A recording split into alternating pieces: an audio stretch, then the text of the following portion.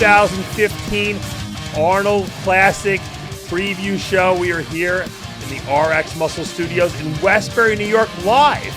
I'm sitting here with Sadik Faruqi, my co-host, and of course, a little later on the show, we'll have Lonnie, the Swami Teeper, calling in, or Skyping in, as I should say, in the new age, or our new modern digital age, and we'll be doing a little preview show. Now, Chris Aceto was supposed to be here with us, but he got stuck in an airport in Washington, D.C. The weather is just not agreeing with Chris Aceto this week. So we got a lot to talk about. We have the Arnold Classic coming up this weekend.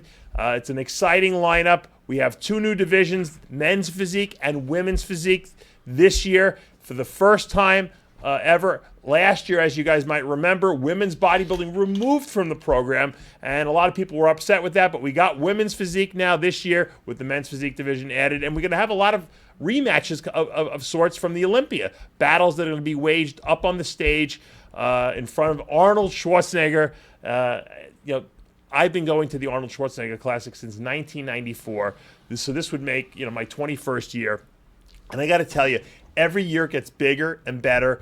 And, a lot of people don't realize, this is bigger than the Olympics. That's right. The Olympic Games are not as big as the Arnold Sports Festival. And that's how much excitement goes down. There's 4 days of nonstop action. And you know what? It's actually impossible to go to all the different events, like in years past when I would make a viewing of everything. You have to kind of pick and choose what you cover. But we were going to be there in full force. We'll be doing our live pregame show on Thursday night from the venue. On Saturday, we'll be live streaming the Bob Goldman International Sports Hall of Fame ceremony where Triple H will be inducted, Linda Murray will be inducted, Michael J. White will be inducted, Evander Holyfield will be inducted. It's going to be a real exciting night. Then, of course, we'll be doing live play-by-play on Friday and Saturday from the show. Sunday, we're going to do a special edition of Ask Dave from the Species Nutrition booth. And Sid, I believe the Species Nutrition booth will be, booth 709? It is 709, as you see on the top right corner of your screen, booth 709. And as Dave said, there it is.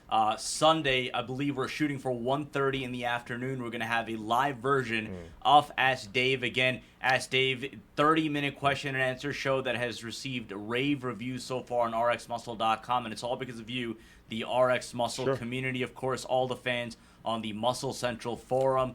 But Dave, again, it's going to be a very lively atmosphere, as you said, especially where we're going to be at the Species Nutrition booth. I know you're going to be running around. RxMuscle one day, Species one day, but we have a lot planned. We have a lot of different interactive elements planned. So for our athletes, Akeem Williams, we're going to have the Akeem Williams push-up competition. So can Akeem do push-ups? I know he can bench press like 500 pounds, but can he do push-ups? He says he's okay at them, but knowing him, we could have some fun with it. We could stack some. You brought this idea up on a previous episode. We stack some girls up on his back, see how many girls. That's fun. Yeah. That's going to be fun. So we're going to have competitors come to the booth and test their strength in the push-up forum. Anna Elise, one of our newest athletes, she's going to be coming on, putting on a stretching exposition. So we have a lot planned. I'd like to participate in the stretching exposition because I'll tell you something, Sid. I actually am very flexible, believe it or not. A lot of people don't realize that because I was so big for many years, but I could do splits, and I just happen to be very flexible. So I want to see how flexible I am compared to her. Now, I've watched some of her pole dancing and full fitness routines that she does. She's almost, I think, evert herself into a pretzel, which I don't think I can do. It's amazing with Anna Elise Bowman. And, of course, as we announced yesterday, I'm forgetting what day it is. Today is Monday night. Last night, Sunday night, we did announce that we have, in fact, Species Nutrition has, in fact, signed Sarah LeBlanc as a all-new elite-sponsored athlete. She's going to be competing in the Bikini International at I'm the super Arnold Sports excited. Festival. I've always been a fan of Sarah's physique. I think that, she is one of the most even though she's won 4 shows last year, she's still underrated. Amazing. She's kind of off the radar, and a lot of people don't realize that. But I think that Sarah could be the surprise of this show. A lot of people are obviously talking about reigning Miss Olympia, Ashley Kaltwasser, India Paulino, who's been a veteran of the bikini division. But I think Sarah's momentum is really rising, and I think we're going to see a top 3 finish from her, and that's super exciting. We're going to get her on the show. We're going to get her response in a little bit. But right now, I understand we have Jason Poston on the line, one of my favorite men's physique competitors in the lineup. I have to believe that he is one of the favorites here. Jason, welcome to the show. What's up, Dave? I know you must be. I thought I was a favorite. Well, you're my favorite. I don't know if you are the favorite, but you're my favorite in the lineup. And I'm friends with Sadik too. But I really like your physique. I love your work ethic. I think you got a great look for men's physique. I think that you're differentiated enough from the bodybuilding division, and I think a lot of people can relate to your physique. Do you think that you have the momentum going into this show, or does Sadik have it, given the fact that he was second at the Olympia? I mean, can you really get momentum by placing second somewhere? I mean, you get momentum by winning. You know, I mean, I'm just shooting you guys straight because it's peak week. So, I'm grumpy, tired. But the truth is, you know, I've never finished second at a show and felt like I gained a lot of momentum going into another show. Now, he did, you know, he was placed better and the judges scored him better. But, you know, I still like my momentum being the fact that I was one of the only guys out of state and even from Texas to go to New York and win right in his hometown and in front of a whole New York crowd. I mean, the top 5, everyone was from New York. So and that was my 3rd show in a row, 3 weeks in a row. So, you know, we look at like accomplishment, we looked at momentum, and it truly doesn't really matter. I think it comes down to this Friday. Plus, it's 2015 now. There really is no momentum because no one has competed this year. First show of the year. This is the show that sets I guess you could say, the standard for the rest of the year. A lot of people believe that the Arnold Classic champion is usually the guy who will win, you know, the Olympia later in the year because of the momentum buildup that they do get from this show. Obviously, the Arnold stage probably being, you know, aside from the Olympia, the #1 venue to showcase yourself. A lot of guys like doing the Arnold better than the Olympia because they want to get their hand raised by Arnold Schwarzenegger. What would it mean to you to get your hand raised up and to get the medal from Arnold and to have him interview you on stage like he does for all the champions? I think it would be the most epic moment of my life. And, you know, the Olympia is the Super Bowl. It's a championship. But a lot of times things mean a lot to an athlete's heart. And, you know, there's sometimes people just absolutely love, you know, competing at home in front of their family or in front of where they grew up. And with Arnold, it's just about competing at the guy who really paved the way for us. So, you know, to be on a prestigious stage, invite only 11 dudes in the world, it's definitely has a lot of hype going into it, and I have a lot of respect for this show, and that's why I put more work in this show and everything I've learned over the past 3 years. I've just put more in this show than ever before. You know, and also let's not forget, you know, people who might not know who you are, although I think everyone in our industry knows who you are by now. You know, you're a type 1 diabetic. You know, obviously it's a lot more difficult for you to have to diet and prepare and peak yourself for these shows. It's got to be a great success story if you win this first Arnold Schwarzenegger Classic. I have to believe that newspapers and magazines and TV media will pick this story up. What does it mean to you to be representing, you know, that community of type 1 diabetics, you know, that you do so well? You know, it means a lot because the way that I've managed it and the way that I monitor my blood sugar, it's just so stable. It's really unheard of as far as the clients that I work with and the clients that my diabetes coach, Colette Nelson, works with. And it's just all about a system. So the point is the way that I diet and prep for these shows, about, you know, half and half, 50-50, you can basically take that on and carry it on into your normal everyday life and control, you know, diabetes. And so it's something that's preventable. And so that's why I love competing, is because it's my chance to be on a stage for many different reasons. And one reason is to show diabetics that, you know, you can do whatever you want. You just need to monitor your blood sugar and, you know, watch your carbs, and you need to really, you know, just test often. And so it's an honor to represent people who I know struggle, you know, every day.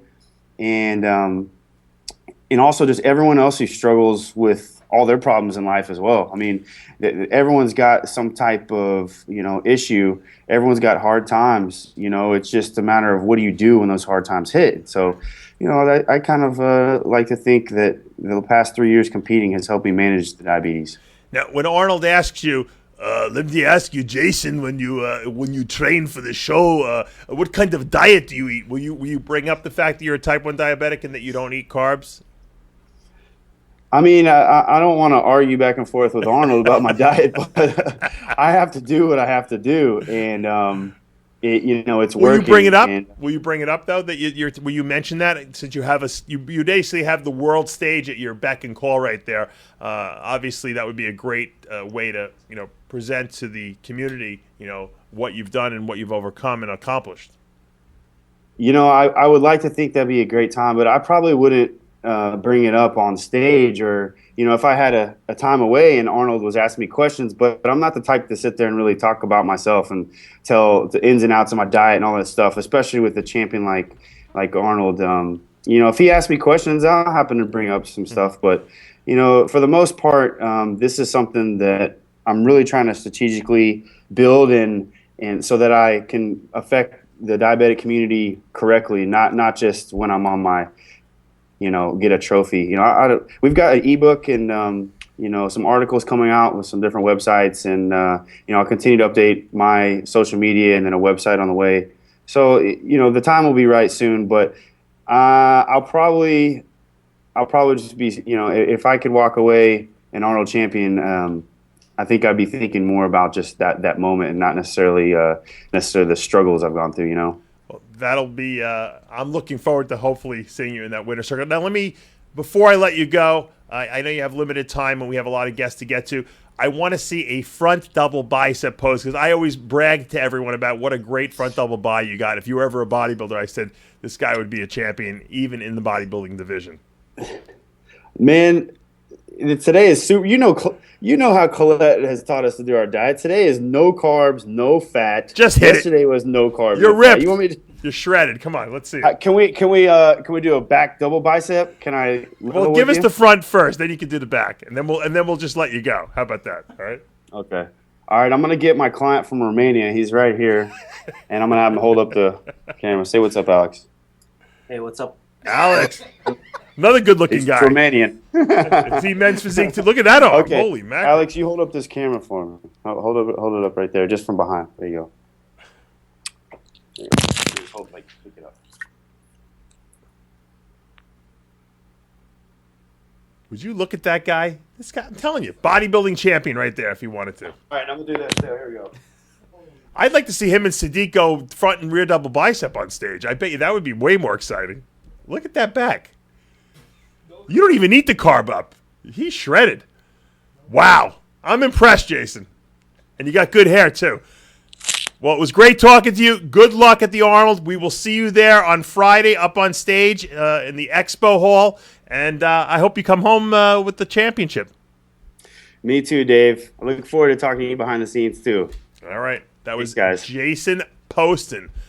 All right, guys. Now, Sid, we have Lonnie Teeper now, who is going to Skype in next, and we're going to do the preview show because a lot of people like predictions, and a lot of the people in the press are afraid to give their predictions because they're friends with this guy or that guy. And, Lonnie Teeper and I are not afraid to throw it on the line. Chris Aceto, for that matter, too, but Chris is in an airport someplace in Dulles Airport in Washington, D.C. So let's get the Swami on the line, Johnny Styles. And, Sid, I want to say something to you. A lot of people always ask me, who's going to win a show? And the truth of the matter is we really can't make good predictions in bodybuilding because the best guys sometimes don't show up in shape. And if they don't show up in shape, all the predictions are out the window. So I always go with the person who's the most consistent. The most consistent person in the lineup is Dexter Jackson. Dexter Jackson, has won 4 Arnold Classics. He's tied for the record with Flex Wheeler. He arguably could win 5 this time around. If I was a betting man, I had to throw my money on it, I would put it on Dexter Jackson, even though there's guys in the lineup who can certainly beat him, just because of consistency. Oh, they call him the ageless wonder. Again, name of the game is consistency. This is one thing that I've learned about this sport now, having been in it for about a year or so. You can't go off what somebody did a few months ago. You can't go off, again, it's easy to say they're riding momentum coming into a show. Now, granted, that's going to be in the eyes of judges, the eyes of the fans, of the public. But as for what they're going to bring on a stage, I mean, this is what I've learned from you. This is what I've learned from Lonnie Tieper, who's going to be on in a couple of minutes. What I've learned from Chris Aceto. Somebody could show up in the afternoon session looking one way and come in the evening session looking completely different. Absolutely. So, I mean, again, it's just a matter of do you have it at that moment and do the judges see it? Well, the way I see it, Justin Compton impressed the hell out of me last year when he won the Orlando Show of Champions. And I really feel that he has to be one of the favorites going to the show. Also, Cedric McMillan, who was third here last year, was super impressive. And between the two of them and Dexter Jackson, to me, that's my top three. Now, we're going to get Lonnie on, and I want to see what Lonnie's impression is of the whole thing. But I bet you Lonnie is going to be mentioning the name Dexter Jackson. Dexter not only being a 4-time Arnold Classic champion, but also winning the Olympia in 2008. A lot of people don't realize that. People love to rib and make fun of Dexter, and Dexter always throws it right in people's face. I'm Mr. Olympia, and I will always be a Mr. Olympia. Well, that is one thing that I have learned about Dexter Jackson. He's very opinionated. And especially when it comes to, again, proving people wrong, right? Because when you show that Super Bowl ring, you won the Super Bowl. Right. He won the Olympia. Right. You can't take that away from him. But we had Sean Roden, Flexitron, on a couple of weeks ago in Iron Debate, and what did he say? Who is it going to come down to? He said it's going to come down to... He said Dexter. Yeah, Dexter and Cedric. Yeah, that's what he thought. But he was giving the edge to Dexter. Yeah, I'm giving a little more credit to Justin Compton. We're going to talk about that a little bit in a minute, but I want to just talk about the Species Nutrition booth for a minute because I know you have a whole itinerary of stuff that's going to be going on there. We're going to be sampling the new Protolized cookies and cream pudding the whole weekend, so people will be able to taste that. And I have a feeling we have like hundreds of pounds of the stuff we brought. I have a feeling we're going to run out after probably Saturday. I hope we have enough for Sunday because there's so much pudding we're bringing, and there's so many people who go through the Arnold Classic that you never know what's going to happen in this thing. Well, I will say this much. I know Lonnie Tieper is on the line now, but the couple of new flavors that we've brought out, cinnamon donut and cookies and cream, have been absolute hits. And when we've told people that they're going to have a chance to sample the cookies and cream at the show, I mean, that in and of itself is worth the trip. But again, with the booth that we have, Species Nutrition, again, it's going to be very interactive. We've got a sound system there. We're going to have Ask Dave live, and we're going to be giving away... Now, I don't know if they know about this. I didn't know about this. What are we giving away? We're going to be giving away bracelets. I thought we were giving away a date with Sarah LeBlanc. No? That sounds a lot more interesting. Yeah, but they'll have to. Sarah's married. We can't do that. They'll have to settle for bracelets. They're going to be Species Nutrition bracelets. Oh, you did get the bracelets? Yes. So we have 1,000. They're really cool looking. So to the first 1,000 that come to the Species Nutrition booth 709, and sign up for the mailing list, they're going to get and these are thick 1-inch bracelets. Now, Sid, a lot of people don't like mailing lists, but I'm going to tell you, I'm going to be doing a tip of the day, or tip of the week, or we haven't figured out. If you guys sign up for the mailing list, you're going to get a lot of good information from me, and that's something I know that a lot of people want. They want information. People are knowledgeable, knowledge thirsty. But let's get to the Swami himself. He's on the line now. Lonnie Tieper calling in from California. How's it going? What's up? Sit back a little, Lonnie. I'd like to see a little bit more of your face. There you go. See my Arnold jacket, baby? Stand up a little bit. Let me see it. Got my Arnold jacket. Let me see. A little lower. There it is. Lower. I saw it. I think Leon Brown has that same jacket. Arnold gave it to him, right? Yeah, I got one free too. So now, it's Lonnie, for free. It's for LT. Lonnie, everyone knows that when it comes to predictions, you are the Swami. You probably have the most winningest prediction record of anyone in the industry. I'm probably on the bottom. I always get it wrong. You seem to do a little better than I do. You do a little bit more research. I got the LT point that Puerto Rican guy's trying to steal. yeah. Johnny Styles 15 years ago. 15 years ago.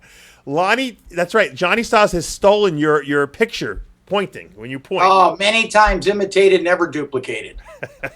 I guess that's the best form of flattery, right? When people Viva Puerto Rico! All right, let's talk about the lineup, Lonnie. Obviously, a deep lineup at this year's Arnold Classic. Cedric McMillan, Justin Compton, Dexter Jackson, Ruli Winkler in that lineup, Evan Centopani. Who do you like? Who does the Swami think is going to win this event, and why?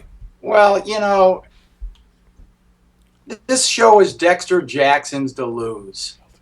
Coming off a great performance at the Olympia, he was 5th place. The guy's 45 years old. He never seems to age. And if he wins this one, he breaks Wheeler's all-time record. They're tied with 4 wins apiece. Right. This gives him the all-time record. So in addition to the $130K to stick in his bank account, he's got an all-time record that I don't think will ever be shattered, at least in our lifetime. It's pretty incredible when you think about it that Dexter is going for number 5 at 45 years of age, and he's still as dominant as he ever been. And, you're right. He is the favorite because he's the most consistent bodybuilder. I was mentioning this to Sid a little earlier in the show.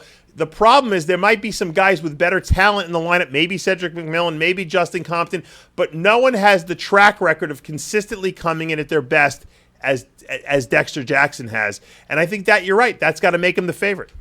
Well, Dave, look at this statistic. I'm not sure if it's exactly 100% correct, but it's something like in his last 72 pro shows, and I think the last 72, he's been in the top 5 in 65 of them. Wow. And another one, he was 6th at the Olympia. Who has the most wins, Lonnie? Is Dexter there yet? I don't know. I think Coleman had like 22.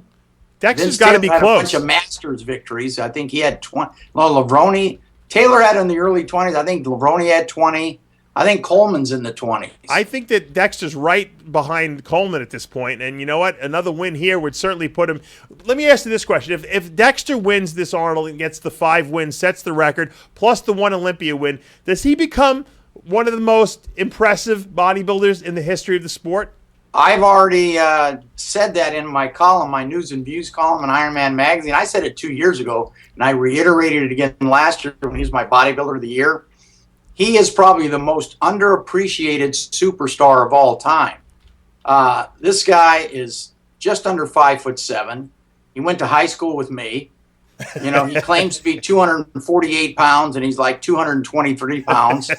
And, the guy is he's just phenomenal. He's old, he's short, he's theoretically kind of small. Even though you see him in person, his arms look like they're 20 inches. The guy just has overcome unbelievable odds. I remember when he was a bantamweight when he started his career. You know what the funny thing is, Lonnie, though? You look at his physique, and he doesn't have, damaged-looking body parts. You know how, a lot of these guys, when they get older, the legs come down? He kind of looks the same as he did when he was competing 10 years ago. Yeah, I think he looks better. I think he's bigger. I may actually believe him now when he says he's near 230 pounds on stage. Crazy, incredible. Let's talk about Justin Compton, the young rookie. He's not even a rookie anymore, but last year was his rookie season. He won the Orlando Show of Champions in a splendid fashion. I mean, he really dominated that event. He impressed the hell out of us early in the year, and then he kind of just shut it down, didn't do the Olympia, worked on putting more size on, gunning towards this Arnold Classic. This is all he's got in his sights. He's the youngest guy in the lineup at under 30 years of age. I mean, is this a guy who could win this event, Lonnie? I don't know if he can win it. I emceed a contest up in Sacramento on November 1st, and he was the guest poser. The kid is absolutely huge, and he's got pretty darn good symmetry for a guy that size. He's got a lot of beef, but you know what? He hasn't been in this field before, and Dexter's gone against the best of all time and held up. Right. So these other people, do they have the ability to win this show? Sure, particularly if Dexter Jackson's off. I think the key is if Dexter Jackson is spot on, can anybody beat him, regardless of what they look like?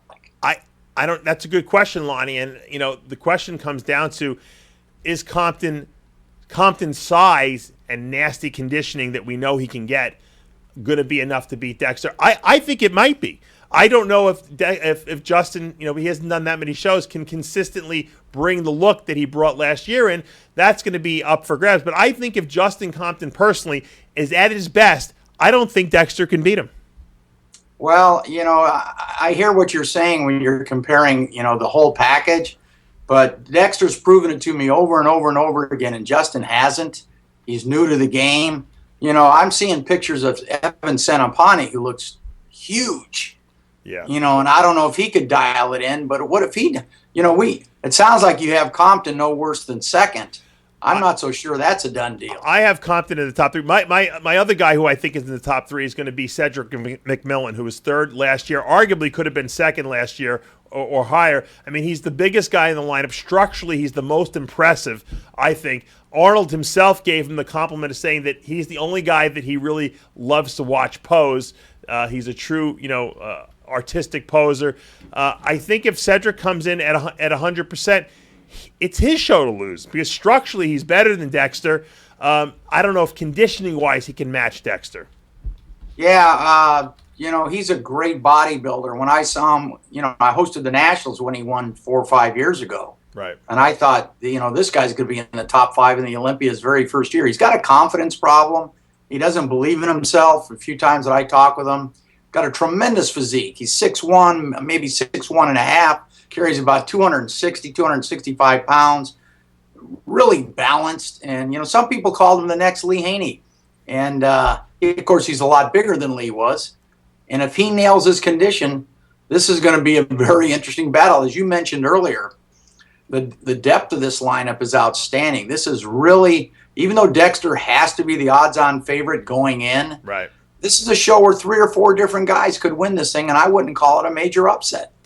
If you got these guys that we just mentioned in this top 3, Cedric McMillan, Dexter Jackson, Justin Compton, all at their best, which we know never happens. If they're all at their best, who do you think wins in that? I'm still going with Dexter. You will. Okay, I say Cedric McMillan wins if he's at his best. He's a lot bigger. He's a lot bigger. He could definitely overpower him. There's no question. I just think that he's probably the biggest wild card as to whether he'll be at his best. That's the problem. I think that Compton will be hard as nails. Will he be too flat or full enough? That's a question that we don't know. We know Dexter will be at 100%. He always is at 100%. Well, let me ask you this question, Jumbo. A guy that we kind of all wrote off came back last year and was 6th at the Olympia, Branch Warren. He's won this contest a couple times. He won the most muscular 4 times in a row when they used to have that. Are people overlooking him, or is this just too much to ask for him to battle for the title again? People always overlook Branch Warren, and that's when he does his best. I mean, when he came back after 6 months after a quad tear and won his second Arnold Classic title, no one could argue with the fact that he deserved to win because everyone came in off. So Branch is similar to Dexter in that respect. When guys are off, Branch gobbles them up and eats them for lunch because he just comes in with that gnarly conditioning and he's got the dense muscle. He might not have the greatest shape, but when the shape guys are not at their best, Branch beats them. And he's going to be waiting in the wings for these guys just like he always is. And I can tell you, if Compton's off or if Cedric's off, Branch will pass these guys and he'll reel them in. Well, and Senapani, don't forget him. The guy's a big guy, a lot of muscle, probably 5'11", near 6 foot, 260, 265 pounds. Again, I've been seeing pictures of him on the internet, which doesn't really mean a hell of a lot. Everybody looks good in the gym except me. And, the guy's just a monster. Well, he's huge. He's got the greatest upper body you could ever ask for. He's got amazing calves. His back and chest have come up tremendously. But, the pictures that I've seen, he's always wearing these long shorts covering those thighs. While he's got good front quads, his inner thighs, his glutes and hams have always been his weakness. Even when he first turned pro, they just never were a strong body part for him. And because his calves are so huge and his upper body is so impressive, we want to see more leg in there. And I think that he's going to have trouble against guys like Compton with the big meaty quads and trouble against Cedric with the big quads, Ruley Winkler, who we haven't talked about yet. Evan will do well in a lineup where guys are a little off because we know he'll be peeled to the bone. He always is. I think, we're going to need to find out whether his legs did come up. He's been training with Oscar Arden the last 6 months, and I know he's been driving down to Brooklyn to Oscar's little dungeon gym, and Oscar's been putting him through the paces, with the leg workouts. So it'll be interesting to see. I haven't seen his legs. I don't know if they're purposely keeping him covered up. Here's a little impromptu posing that Johnny Styles found. And Lonnie, look at him. I know you can't see it, but his quads look good. But to me, his inner thighs are not what they probably need to be, but his legs have definitely improved. He's good. I don't want to count this guy out. There's 5 or 6 people here who are, you mentioned Ruley Winkler. Guys, is anybody going to have more muscle pound for pound than Winkler? Yeah. What if he nails his conditioning? Right. True. Were you impressed with the Winkler we saw at the Olympia? Because I felt that he was a little almost too full. His stomach was a little bloated. He seemed to get better at the shows after the Olympia, the European tour. But I felt that Winkler was better last year than he was this year. No, he definitely was better the year before. I knew he was in trouble when I saw him at the buffet line with me at the hotel. No, I'm just kidding. He wasn't there.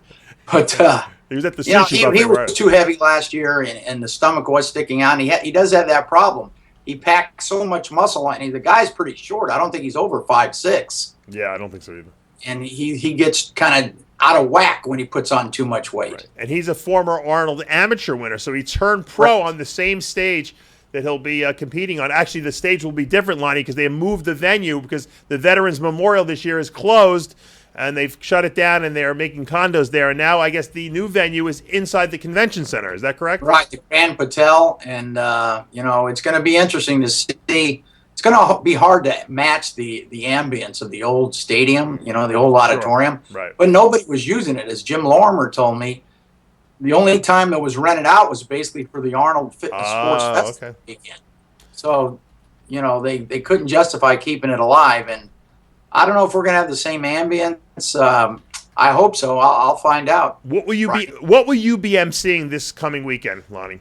Well, I haven't been officially told, but I usually do the same thing every year. It should be the men's 212 and under on Friday night, the Bikini International on Saturday night, and the Arnold Classic on Saturday night. All right. Well, we're looking forward to seeing you up on that stage with the MC mic. Now, let's talk about the 212 division, Lonnie.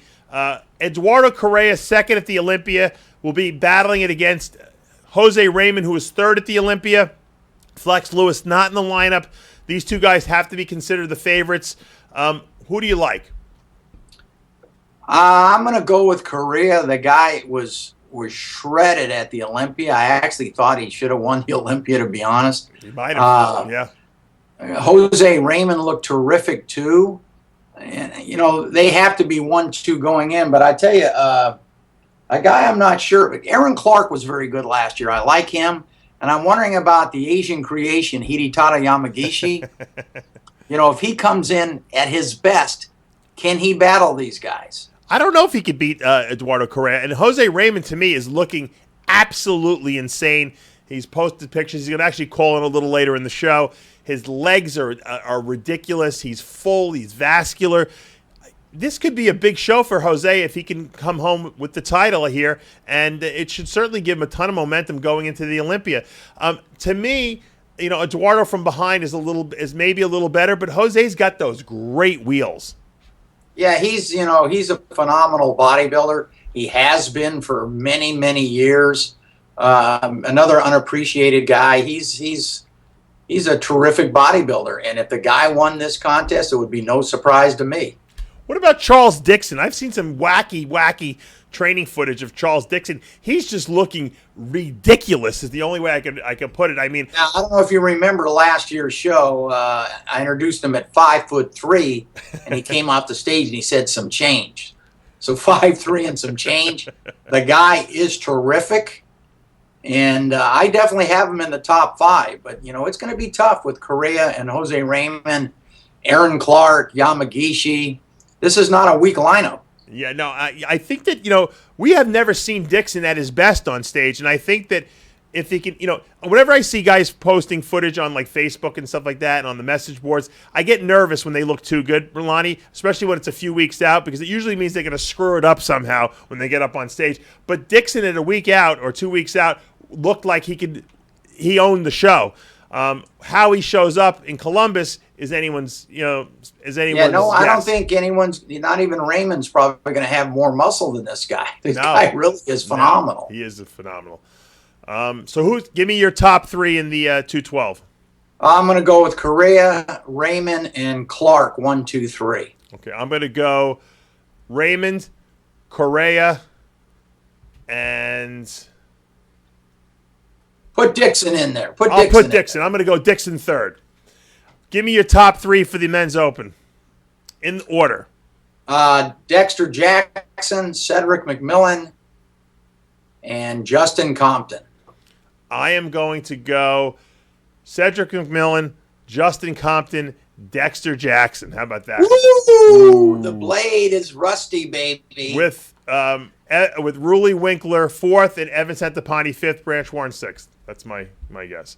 Well, prediction. fourth, fifth, and sixth sounds okay. I'll. You need to meditate a little bit tonight. Is it still cold back there, or what's going on?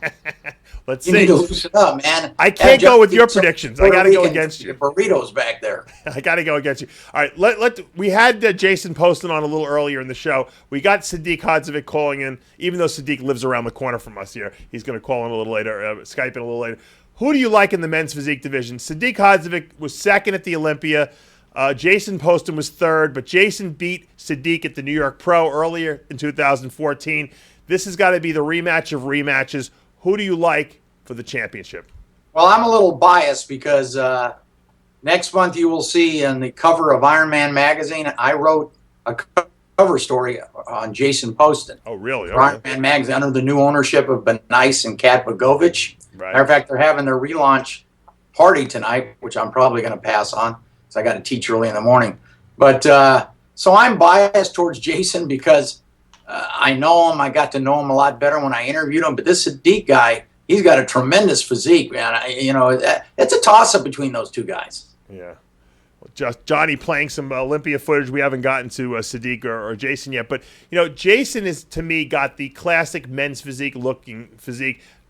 Sadik is so good that he almost looks bodybuilderish. Like I see him more as a bodybuilder. I like both of them because I'm the bodybuilder's bodybuilder, obviously. I can't even decide between the two of them because they actually have different structures and different physiques. What do you think the judges are looking for? Are they looking for more of a bodybuilderish physique, or are they looking for more of like a mainstream body? And what do you think about? That's a good question, Jumbo. Because one of the questions when I was talking with Jason, I said, anything you'd like to see changed? Yeah. And the men's physique, he goes, yeah, I wish they'd let us like squeeze hard one pose, And really, you talked about Sadik, but I think Jason looks like a bodybuilder as well. Yeah. And it's kind of gone to where I describe men's physique as a smaller version of a bodybuilder. Yeah, I guess you could say that. I mean, we're looking at footage of Sadik right now up on the screen. And, Sadik has got a tiny waist. He's got those great capped wide delts. I'm going to make him hit a pose for us, too. But I made Jason Poston hit a front and rear double bicep pose. And I'm telling you, looking at that upper body, you would say, here's a guy who can win the Nationals. That's how good his upper body was. Here he is walking out on screen now. I mean, these guys got great chest, delt, arms, all the showy muscles they got there. And I know if these guys really train legs because they were scored, those would look great too. Yeah, that's like you say, this is a great battle. There's a couple other pretty good guys in that lineup too, though, that aren't ready to throw in the towel and say, hey, it's only between those two guys. No, of course we have Anthony that won the first Olympia, sure. And he's got something to prove because he was sixth last year in Las Vegas. I was going to bring that up. Is Mark Anthony washed up, or you think he's going to come back better than ever and reclaim the title that he lost? I don't know if washed up would be the correct term. The question is, since they went to a more muscular look last year, is he as good as those guys? Under that criterion. Well, was Mark Anthony downsizing himself purposely because that was the look they were looking for? Now he had 6 months since the Olympia to pack on some size, come in harder. Does he have what it takes to knock these guys off, given the new standard? I don't know. I haven't seen him bigger. I know Sadik and Jason are very muscular, and the small waist and the round muscles. It's going to be tough. I'm still going to have to put those guys 1-2. Yeah, me too. All right, let's talk about women's physique. We're going to have a rematch of the Olympia. Dana Lynn Bailey, the former Miss Olympia, was unseated by Juliana Malacarney this past September. They will be battling it out at the first ever Women's Physique International on Friday night, or Friday late afternoon, I should say, early evening. And Lonnie, the question remains, can Dana Lynn Bailey regain or defeat Juliana now that Juliana is the reigning Miss Olympia? Well, it depends on what the standards are. When they first started women's physique, they talked about a much smaller version of a bodybuilder, and Dana Lynn looked like she had that. Now, Juliana, of course, has a marvelous physique, much more powerful physique, more muscular. If they go that route and she shows up in primetime condition, I think it's a deadlock. I can't see anybody beating her. But, it's still kind of new, and I don't know exactly what they're looking for. But the way Juliana looked at the Olympia, I don't know how anyone's going to touch her. If she's in top shape. Ironically, Lonnie, when you talk to Juliana, she actually weighs less than Dana does. She's only 120 pounds. Really? It's all an illusion. Yeah, and Juliana turned pro at winning the world championships in body fitness, which was really figure, essentially. So she never was a bodybuilder. A lot of people don't realize that. She just has a lot of muscle, and she has a lot of muscle maturity. She's not 25 years old. She's been training for a long time. She's got the great Brazilian butt and glutes and hamstrings and all that stuff. And I think that, I just like that. I think she flows better than Dana. Dana's got a terrific physique, and, we're basically, trying to dissect the atom here because they're both so close. It's really personal preference at this point. Well, how about Tycie Coppett? I think she's really good, too. She structurally might be better than both of them. I don't know. Yeah, I mean, could she battle for this title? I think we're going to see a battle between Dana and Juliana. That's what the fans want. The judges have been, obviously pitting them against each other at the Olympia. And the question remains, Lonnie, who do you predict? I'm going to go with Mel McCartney without question. Was Coppett third at the Olympia last year? I'm trying to remember. Yeah. I'm going to go for an upset and put Coppett in second. Wow. Okay. The Swami has spoken. Who do you got in third? I got Dana in third. And fourth? Let me look at that lineup. I kind of like you got Karina Nascimento. Who'd you say? She's good. Karina Nascimento. Yes, she was fourth at the Olympia. And then Jillian Reveille coming off her starring role on Deadly Sins, which I appeared on as well. She played the role of Kelly Ryan on Deadly Sins last week. Were you in that movie? Yes, I was interviewed. One of the people interviewed. I didn't know that. Okay. Yeah, it was cable TV. I thought you were one of the firemen who put out the fire on the car. I did that too. I was there too. Let's talk about the Bikini International. Ashley Kaltwasser, Miss Olympia, coming back to defend her title. I believe she's the only bikini competitor to ever win the International and the Olympia in the same year. She's coming back to defend the title, Lonnie. Obviously, she's got India Paulino. She's got a surging Sarah LeBlanc. There's a whole host of gorgeous bikini women that want that title. Will she be defeated? I don't think it's impossible. She's got to rate the favorite, but I love Janet Laeg, former national champion who moved up to second at the Olympia last year. She was eighth at the Arnold, I think a year ago, and then she went all the way to second at the Olympia. Yep. Just an absolutely stunning look. Kaltwasser, she's on a roll. And if they say you got to knock out the champion, I don't know if she can be knocked out. She's an Ohio gal. Yeah. And I didn't know that. There you go. I wouldn't be shocked if Janet beats her. I wouldn't be. Okay. Well, you want to go on record and give me your top three? I'll go with Kaltwasser first, Laeg second, and third. This is going to be tough. There's a lot of good ones in there. You like LeBlanc? I like Sarah LeBlanc, especially since we just we signed her for Species Nutrition. So I'm gonna. Oh, then I'll put her out of the top 10. What about India Paulino? I'll go with LeBlanc in third. All right. I don't like to agree with the Swami, but I think that he's got this one right. Kaltwasser first, Laeg second, and LeBlanc third, with India Paulino a close fourth. Let's talk about figure now, Lonnie, because we got a great rematch. Candice Keene coming off the win last year. And, of course, our very own Heather Dees. She is going to be challenging Candice for this title. They were 1-2 last year. Will they be 1-2 again this year? And which order will they appear in? Well, I tell you what. I really like Ann Totoni. Ooh, okay. She's got a tremendous physique. She does. And Ann Totoni's liable to beat them both. I'm not saying she will, but she's getting better with every show. I think she's about 38 years old, and she's gotten better with age. And could there be an upset in figure here? Well, you got Candice Lewis also in this lineup. Candice Lewis is tremendous, a beautiful physique. We got some heavy hitters in this lineup. Candices are great. Mm-hmm. Totoni's great. I think Watts is terrific. Dees is terrific. It's a loaded lineup. Boy, this thing it's going to be tough. Well, they go the regular way on past performances. yeah, you got the two favorites battling out, but, can Tony sneak up there? Well, LaToya Watts really shocked everyone. She won the Tampa show last year, went into the Olympia, was top 5 in her first Olympia. She's probably got the smallest waist in the lineup. Very impressive physique. I think we're going to see her move up into that maybe top 3. Obviously, Heather Dees sitting out the Olympia, coming back here, saving it up for the Arnold. She's got to be fresh and ready to go. Candice Keene is always consistently up there. I think she's got to be the favorite to beat. And, of course, Candice Lewis, always very dangerous, as well as Tony. So you got a tough top 5. You want to give me your top 5 predictions?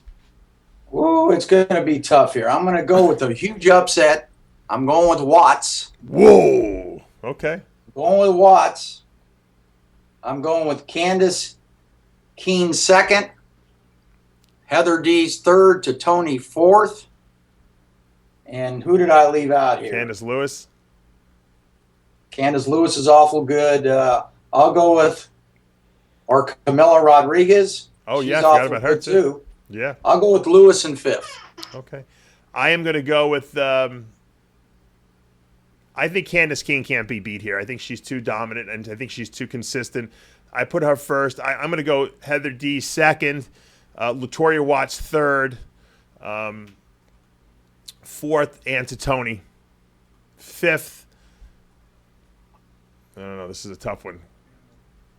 Probably Candice Lewis, and then maybe sixth place, Camila Rodriguez. So that's my predictions. Yeah, that's going to be that's another one. If anybody other than the favorite wins, it won't surprise me at all. No, I think this is really close between the top 5 or 6 competitors. I think it's really close. Candice Keene very dominant, though, in that figure division. Last class, Lonnie, and then we're going to let you go. Fitness. Oksana Grashina finally wins the Olympia. She won here last year at the Fitness International. She's, without a doubt, the most dominant fitness competitor, I think, of all time. Maybe, ranks up there with Susie Curry. I think she's better routine-wise. Maybe not physique-wise, but I like her physique. Can she be beaten in this lineup, and will she be beaten? She won't be beat. If she's in shape, this routine is just stunning. It always brings down the house. She's a beautiful lady. She's got the whole package. Unless she stumbles, I can't see her be beaten. I've never seen her stumble. Never seen her stumble in a routine. Do you think she'll be doing that pole fitness type of fitness routine like she did last year? People loved it. I mean, she brought the house. I hope she does. From where I'm at the podium. Yeah, there you go. She's a phenomenal athlete. She's got the whole package. She's got the look. She's got the great routine. I think her physique, I agree with you, Dave. I think her physique has fewer holes in it than people say it does. I don't know how she doesn't make the top 5 call-outs sometimes. It's almost baffling to me. Fine, and I think she's going to be, Tangi Johnson's always a threat. Right. She's getting up there in years, but she's great year after year. And I like Sister Reno. Bethany Sisterino's terrific. And, you got some, and Trish Warren. I put Trish Warren up there, the top 3 or 4. I think that Bethany Sister Nino, not Sister Reno, but I hate to correct you, Lonnie, but, I feel obligated to. Oh, Sister Nino. Yeah. I believe she'll be third. I think Tangi will be second, but I think Oksana will easily win this event, and I'm looking forward to seeing that great routine up on the main stage there Friday night. Lonnie, it'll be a pleasure, obviously, to see you again. It's been a whole year. Well, it's been since 2014 we haven't seen you, and hopefully you'll be stopping by our pregame show on Thursday night as we do live every year from the venue. And, I'm looking forward to seeing you up in that MC podium. What time is that pregame? 7:30, Lonnie. I may stop by and say hello. I'm due to land at 4:45. All right. Well, that's Lonnie the Swami Teeper giving his predictions. Let's see how right he is. And you know what? We're going to take a quick commercial break. Sid, when we come back, I believe we have the lovely Sarah LeBlanc on the phone. Yeah. Okay. Johnny Styles, take us out to the commercial. Sid, one more thing I want to say before we do go to commercial, however. There's so many talented people and so much, I guess you could say, celebrity pizzazz at the Arnold every year. I'm really excited to say that my good friend Triple H will be inducted into the Hall of Fame. Not only will he be inducted into the Hall of Fame, but they are holding a WWE experience. They're bringing the guys that they're grooming to be future WWE stars. They're going to run them through all the drills they do up on the main expo stage all day Saturday after the strongman is over with. And I know Triple H is planning on interviewing Arnold up there. And hopefully we're going to get Triple H by the Species Nutrition booth. Well, you had him stop by last year as well. Yeah, I wasn't there, unfortunately. Right. But, you know, we posted a picture of his appearance at the Species booth, as brief as it was. Right. And, I mean, you know, our Instagram page completely blew up. People are like, no way, that Triple H. And, you know, look, we teased that he may stop by again this year at the Species Nutrition booth, 709. Right. Well, you know, he loved the ISO bag that we sell, the Species Nutrition ISO bag. It's all green. And, you know, no one at the booth gave him one. I'm like, why didn't you guys give him an ISO bag? He held the bag up and they actually take a picture. I don't know if Johnny's got the picture. That's the one that we posted on Instagram. So, you know, I wound up sending him an ISO bag. I know he loves it because he likes to pack his meals with him, especially when he's on the road. And, you know, he's following a very strict diet laid out by myself because he's got WrestleMania coming up in the beginning of April, and that's a big event for him. And he always wrestles there every year. He doesn't really wrestle much rest of the year, but he does do something at WrestleMania, so he wants to look his best. And you know, I'm looking forward to seeing him. It's always fun. Like I said, you never know. You know, he is not shy. He likes to talk bodybuilding. You know, I might even get him into the final wrap-up on Saturday night after the men's event's over if we can convince him to stay and do the wrap-up with this, because no one knows bodybuilding more than he does. But right now, guys, we got to take a quick commercial break. We're going to reload everything up. When we come back, Sarah LeBlanc. We still have Sadik Hadzovic and Jose Raymond. Stay tuned.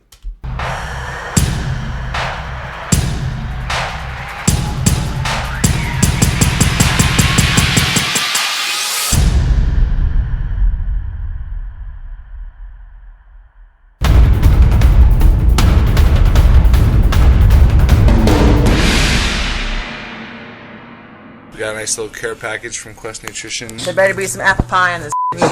I'm taking apple pie at all of them.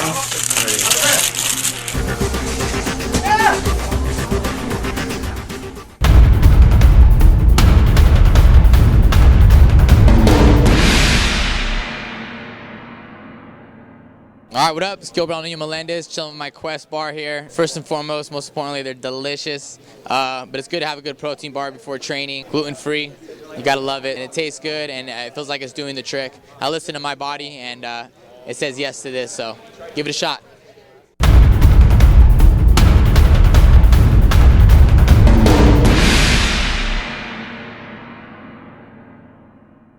They taste great. They're awesome. They allow me to feel like I have a little treat while I'm still eating real strict for my training camp and everything. So I'm super excited. Off the top of my head, I have to say the cinnamon roll, the apple pie, and probably the lemon. But I haven't had one yet that I don't like.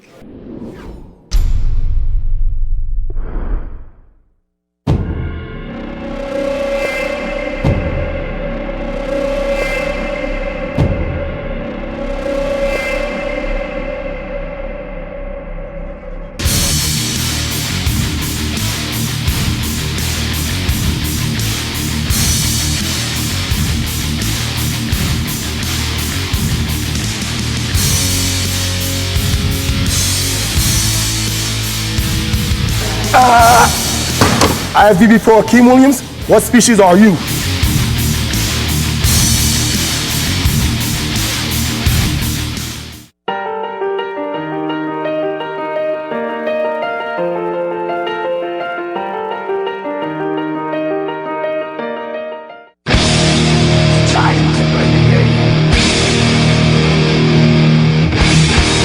Time to play the game!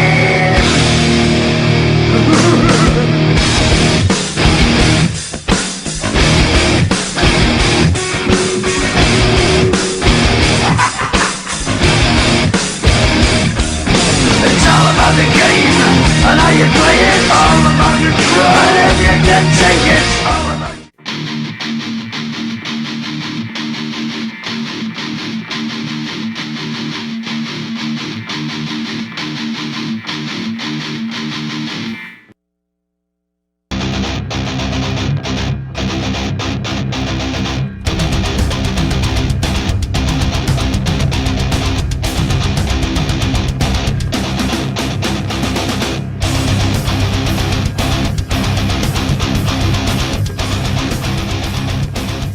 are back, and we are here in the RxMuscle Studios live in Westbury, New York.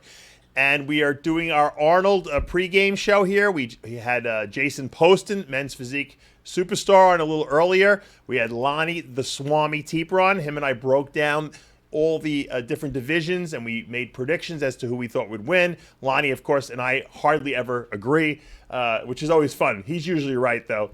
I'm usually wrong, but there's always next year, as they say. Obviously, we have a couple more superstars coming up. I understand right now, Sid, we have on the line Sarah LeBlanc, who is our new species nutrition athlete and IFBB Bikini Pro Superstar. She had 4 victories last year in the pro ranks. She's got a ton of momentum. She's absolutely beautiful, and I have to believe she's one of the favorites here in Columbus, Ohio, going into the event. Now, I think we're having some technical difficulties, Sid. Oh, you got Sadik. You know what? I'm getting mixed signals here from Johnny Styles. Sadik certainly doesn't look like Sarah LeBlanc, that's for sure. Let's get him on here, even though he's around the corner Skyping us. Sadik, welcome to the show. Hey, what's up, Dave? Thanks for having me back, bro. You couldn't come around the corner and come into the studio? You live down the block. Hey, man, you know how it is, man. Things get crazy this time. Has this been the most difficult diet that you've done going into a show? Because it seems like you've been the most grumpy this time around, the most irritable. No, this has been the best diet. This has been the best prep. I'm the most happiest I've been. Everything's been great, injury-free. So I'm not irritable at all. What do I know? Anyway, I noticed that your hair grew back a little bit. What's going on? Are you going back for the longer hair look? No, I actually cut it. I'm not irritable, and my hair is shorter than ever. No, it's not. I don't know where you're getting your information from, Dave. It was way, way shorter at the Olympia. I don't agree with you. You're lying. No, I'm not lying, man. You'll see me next week. He's going to go get a haircut after this event. Sadik, you were second at the Olympia. A lot of people felt that you should have emerged from Las Vegas as the Mr. Olympia. I know you put a lot of effort. You put a lot of energy into it, a lot of passion into preparing for this event. It was arguably the best you've ever looked. Were you disappointed? How disappointed? You have to be disappointed when you don't win a show, obviously. How disappointed were you, and how did you recover mentally from that to start focusing on this Arnold Classic? To be honest with you, Dave, it's not that bad. I go into the gym and people congratulate me, and they say, "Congratulations, Mr. Olympia." And then I start to laugh, and, they don't know why I'm laughing, is because they can't believe that I lost, So, it's really easy for me to deal with because, in the eyes of hundreds and thousands of people, I haven't lost. And in my own eyes, I haven't lost either. So only thing I could do is keep my head down, keep on grinding, keep on dieting, keep improving show to show, and one day will be my time. Yeah, you are definitely the people's champion, because I think a lot of people felt that after the show that you did deserve the title. And, of course, that gives you a lot of momentum going into this event. Sadik, your physique looks so good to me at this point in time. How do you go about looking at yourself in the mirror and saying, I need to change this or I need to change that? Because I look at you and I'm like, he doesn't need to change anything. What have you done differently from the Olympia going into this first Arnold Classic Men's Physique International? Well, going into this Arnold Classic, really I asked myself the same question. I said, what do I improve on? This is the best I've been. What can I do different? And I thought I was going to bring the same package. I'll be honest with you guys. I thought I was capable of bringing in the same package and doing well.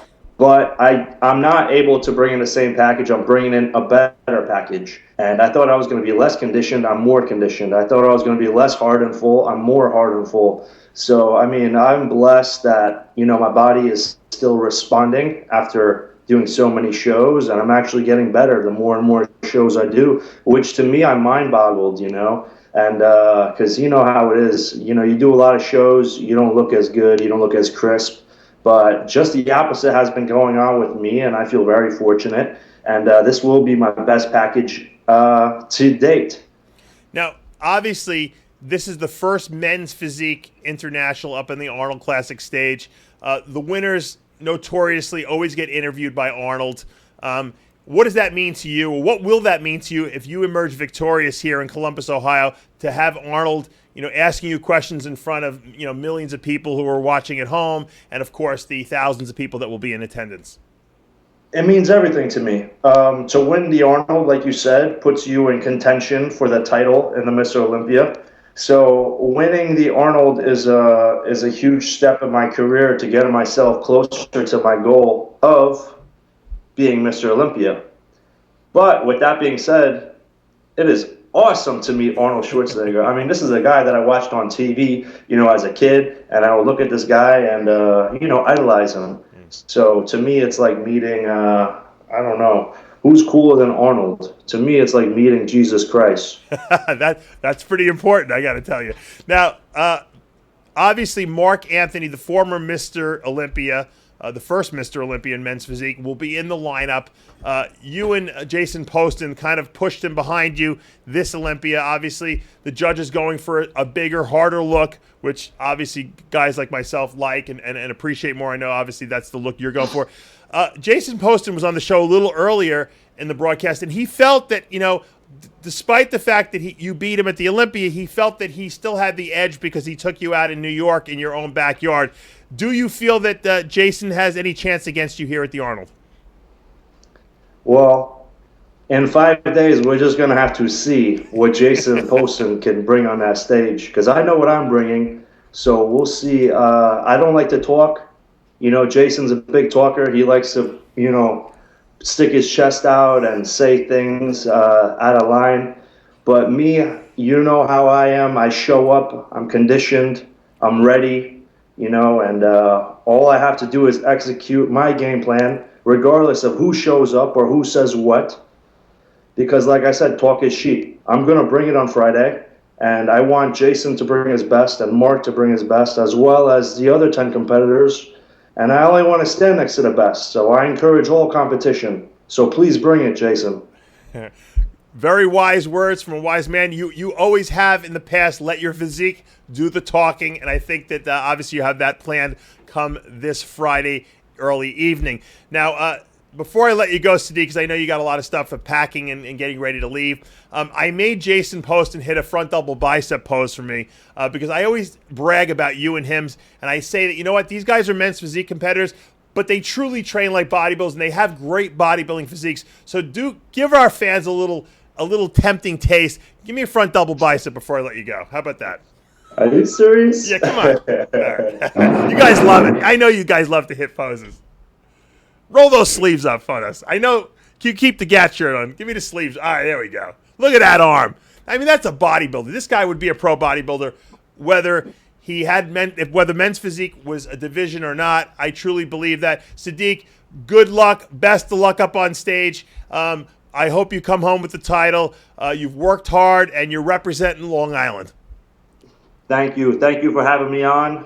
It was a pleasure, and I'll see everyone in Ohio. Have a safe trip. All right. Thank you, Sadik Hadzovic. All right. Well, Sid, that was Sadik Hadzovic, calling in from around the corner, and he's looking ready. I got to tell you, this is going to be a battle of battles between Jason Poston and Sadik Hadzovic in the men's physique division, first ever at the Arnold Classic Championships. And, I think that I can't even make a prediction. I know I said I thought I gave Jason the edge a little bit, but you know what? Sadik looks amazing. He looks big. He looks full. He looks hard, and he's ready mentally. And I think mentally sometimes that's the most important aspect. Well, you think about both competitors, and that's what they are. They're competitors. You could tell it in their work ethic, in the way that they prepare, in the way that they talk. And really, we call Sadik Hadzovic the people's champ, right? Right. You look at him, you look at Jason, both so popular in this industry, but you look at both of their profiles going into this competition. Both have a chip on their shoulder. Sadik with a chip on his shoulder from what happened at the Olympia. Right. Jason with the with the perception of, well, maybe he does take a back seat to Sadik because he finished second at the Olympia, despite the fact that he beat him at the New York Pro last year in Sadik's backyard. Sure. So I think both of them have a lot on the line here, a lot riding on this. But then you mentioned it, Mark Anthony. It's almost as if he's a forgotten man. He could come in and surprise a lot of people, So who do we have on the phone now, John? All right, we finally have the girl of the hour. Girl 48 hours. That's right, our very own new species nutrition athlete and IFBB bikini pro, Sarah LeBlanc, calling in from, I believe, Louisiana, or are you in Columbus yet? Nope, Johnny's still calling. Yeah, she's in Bayou Blue, Louisiana. Real? Is that a real city? That is a real city. Wow, I thought that was It's a made cool up. name, right? It is. I like Bayou it. Blue. That's a good name. I might name my kid that. Bayou Blue Palumbo. Yeah, but it's too close to Sean Ray's daughter's name, which BBP. is there she is, Sarah LeBlanc, the one and only. Sarah, how come you always look perfect? You're always perfectly made up. Your hair is always done. Do you wake up in the morning like that? Nope, maybe not. I guess she can't hear us. Hey, now I can. I couldn't at first. I said, Sarah, you always look perfect. It looks. I mean, your hair is done. Your makeup is always perfect. Do you wake up in the morning looking like that? Not at all. No, I'd have to be honest. It doesn't take me very long, but I'm a hairstylist and makeup artist, so I get dressed every day, do my hair and makeup. So I'm a glam girl that goes to the gym. You have the glam part down pat. Now, you had 4 wins in 2014. You have to have, probably maybe the best momentum aside from Ashley Kaltwasser, who won the Olympia, going into the 2015 season. Do you feel confident going into your first Arnold Classic? Yeah, I do. I've been hitting hard since the first of the year, just dialing into the show, and had a little break with my physique. I think that's very important. I don't want to look tired or worn down. I had a really busy year last year. So I think just giving my body a little break. And, since the first, I've been dialing in, hitting it hard. And I'm just real excited to show all my hard work, on stage. I think I'm seeing some areas where I might have, brought some changes, just in a short amount of time. So I'm excited about it. Can't wait. Now, you're one of the more muscular of the bikini competitors. You obviously wear it very well. The judges seem to really appreciate it. You also seem to do better when you come in harder as opposed to coming in a little softer. Your lines show up better. The judges seem to reward that more. Now, other bikini competitors, when they come in a little softer, seem to do better. What do you think the judges like about your physique, and why do you think that they reward that tighter look on you? Well, I think for, different people's physique, it's all about just balancing it and bringing the best for their genetic shape. So, I can see where as some people, a little fuller, it looks a little more flattering if, they may be lacking a little bit muscle in that area.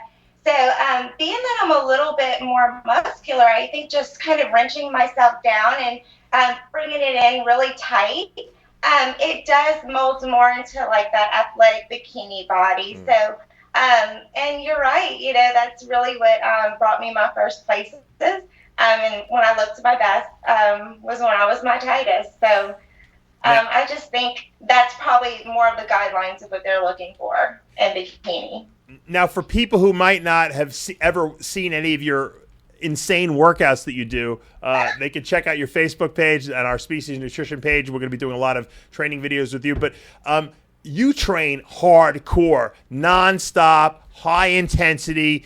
I mean, and I look at these videos and I start sweating watching them. I mean, how do you get the energy when you're dieting to do those workouts? Well, you really got to dig deep through some of them and, just push through. Not all of them, are very easy to get through. Most of them kick my butt. I guess I should go ahead and say it. But I guess that's why I keep coming back to it, because it's all about the shock to my body. I do some slow-paced cardio.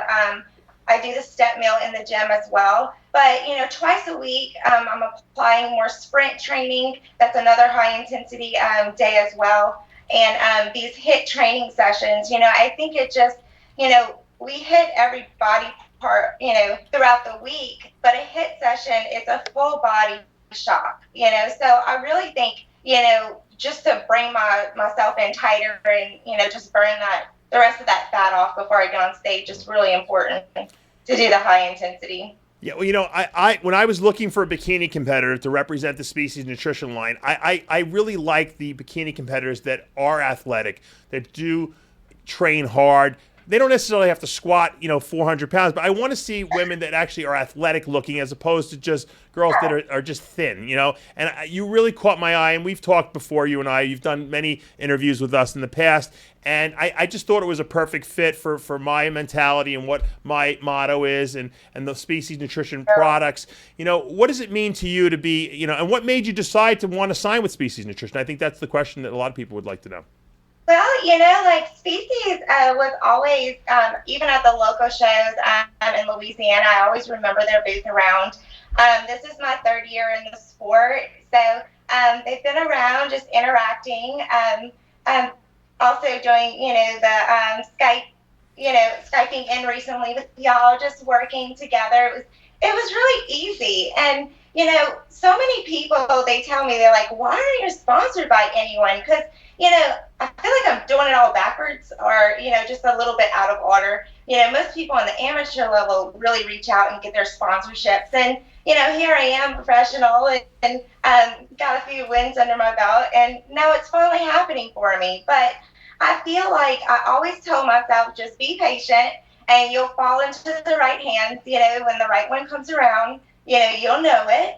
And there was just so much on the table here to offer, I feel like, for both of us. And I just feel like it's going to be a great partnership. And I'm just super excited to work together in 2015. I think it's going to be an awesome year. I'm super stoked. Well, we're very excited to have you on board as part of the Species Nutrition family, along with Heather Dees and Akeem Williams and Lorenzo Orozco, as well as the rest of our athletes. So, yeah. Will everyone be at the Arnold?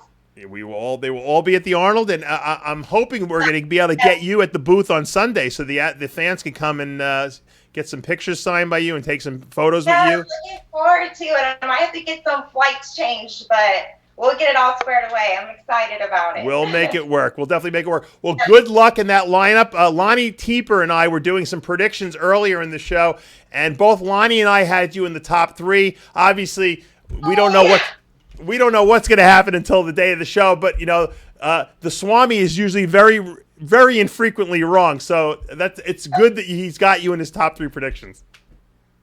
That's awesome. Thank y'all so much. I can't wait. I'm looking forward to it. I really feel like I'm bringing one of my best packages. So it's going to be a great show. I'm excited. We're looking forward to it. Sarah, good luck and happy packing, as they say, and hopefully you won't hit any bad weather heading to Columbus, Ohio. Yes, thank you so much. I appreciate it. All right. The lovely Sarah LeBlanc calling in. She's just days away from stepping on stage at the Bikini International. Now, Sid, this is like a star-studded show. I think we should take a quick commercial. No commercial breaks. I know we have one more guest who's supposed to call in, Jose Raymond. Do we have him on the line yet, Johnny Styles? You're calling him. Okay. Let's talk about Jose Raymond for a minute, because we did an episode of Iron Debate, which is you're the host of, obviously, and we for those of you who don't really know what Iron Debate is, it's a show where Sid is the MC, so to speak, the commentator, and Chris Aceto will debate a well-known, I guess, celebrity in our field. Jose Raymond did the show. It might have been the most watched show we ever did. Jose was drinking beers. Obviously, this was before contest prep started, and it might, maybe not. And he gave some of the best answers, Sadik, to the questions that we received that I have so many requests to get him on the show again. So this is kind of like a little teaser, maybe. No, absolutely. It's funny because when you first saw Jose Raymond on the camera, he's drinking a beer, he's wearing sweats, he's very relaxed. So you're thinking to yourself, all right, this guy's clearly not taking it seriously. But then when he started answering these questions, he brought it. I mean, he brought a lot of just wise. He brought experience to the table, I feel. He brought his experience as a professional bodybuilder to the answers. He brought a lot of depth, a lot of perspective. It was a great episode. It was one of those episodes where we talk about a runtime, right? So if we have an hour episode, episode runs an hour 15, hour and a half. Sometimes you feel, sometimes answers drag. Sometimes someone can go on and on and on. You're just like, oh my God, stop talking. He gave the kind of answer you're just like, dude, let's keep going with this. Yeah, the show went long. It was a long show. But it was just great stuff, great content. Jose Raymond, a true veteran of the bodybuilding industry, and just like you and Lonnie said, one of the favorites in Columbus, and really one of the true personalities. But Dave, I did want to also add, not to forget, we're gonna have Heather Dees. Heather Joining Dees us on also. the show as well. Good. Yeah. Okay. So Heather actually was working earlier, so she requested to be on towards the tail end of the show. Gotcha. So we made that accommodation. So we're going to be joined by the Boston Mass in a short while, but then we are going to be joined by IFBB Figure Pro Heather Dees. Now, Heather is an interesting case, too, because Heather skipped the Olympia this year, which she hasn't done for, I can't even tell you how many years. She had been as high as third place at the Olympia 2 years ago. She was second at the Arnold last year. She was feeling a little run down. She called me up and as a species nutrition athlete and asked me if she could take off the Olympia. I said, absolutely. I was an athlete. I know what it's like. When your body is run down, it doesn't respond. She took off that time. Her body is looking the best we've ever seen. It was obviously a great move on her part, and I'm excited to see her up on that stage because I've been seeing progress pictures from her husband Justin, and she just looks phenomenal. But I think we have Jose Raymond on the line now, so let's get to him. This is what the fans want to see. The Boston Mass himself. He sent me his last progress picture ever, and no one posted it. Welcome, Jose Raymond. What's up, guys? Are you drinking a beer? No, not yet. Drinking an Orange Crush. Okay. Is that a regular or a diet? Diet. All right. Eat some asparagus. Chris Aceto is stuck in the airport in Washington, D.C., so he wants me to check up on you, he said, to make sure you're following the plan. Yeah, he just texted me. Poor bastard. He's been stuck all day. I know. He's got the worst luck when it comes to airports, I got to tell you. Worse than me. Yeah, me too. Now, Jose, talk to me a little bit about this Arnold Classic because, first of all, coming off the Olympia, a lot of people thought that you could have won the Olympia. I was one of those people, to be honest with you. I love your physique, as you know. I thought Flex Lewis was a little off. Eduardo looked great, too, obviously. A lot of us thought it was between you and Eduardo. I thought you have better legs than Eduardo. Going into this Arnold, we know Flex Lewis is not in the lineup. It's you and Eduardo pretty much going to be squaring off. Why are you going to win? Tell me why you're going to win this time. Exactly what you just said, because I have better legs, better arms, a little better flow. And if my condition is within 5% of his, I should beat him. You know, because his conditioning isn't normal. You know, it's there's unbelievable condition, then there's Eduardo. And you know, you can't really compare that. So as long as I'm 100% at my best, I should beat him. And that's all I worry about, you know. I think top to bottom, front to back, side to side, I'm more complete. If I'm in great condition, I should beat him. Now, I saw the progress pictures. I've seen, you know, Chris has been showing me. You sent me a couple. I think, you know, in the pictures, it might be arguably the best I've ever seen you look, which is amazing to me. And I'm going to tell you why. Because you did a lot of shows last year. Even the one you did at the end in Phoenix that you won at the last minute surprised the hell out of me because I thought you were resting up for the Arnold. How did you keep peaking your body for all those shows, looking better and better, and now you still look better, and yet you really took no time off, aside from a couple beers you might have had here and there?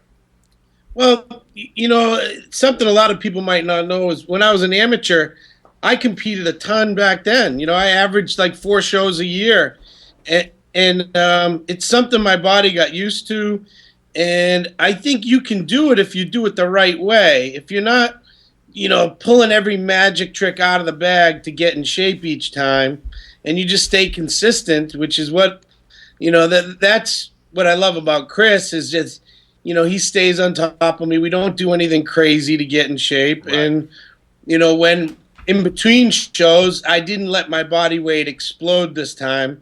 I might have hit 230 for a few days, and then Chris is like, let's reel it back in. This is too important. The Arnold Classic is going to be here before you know it. And, you know, I just think that I've been a lot more consistent. Maturity's a big part of it. You know, when I was younger, I had a lot more distractions. And now I'm 40 years old, man. I like to go to work, come home, sit on the couch with my girl and watch a movie. That's about as exciting as my life is. Do you think you mentioned that you don't do anything extreme to get ready for a show? You kind of just keep it, you know, real. You obviously are not pulling magic tricks out. Do you think that's why these guys have trouble competing more than once a year? Because a lot of guys are just doing so much to their body to get in shape that their bodies just can't recover after that, and they need to take 6 months off.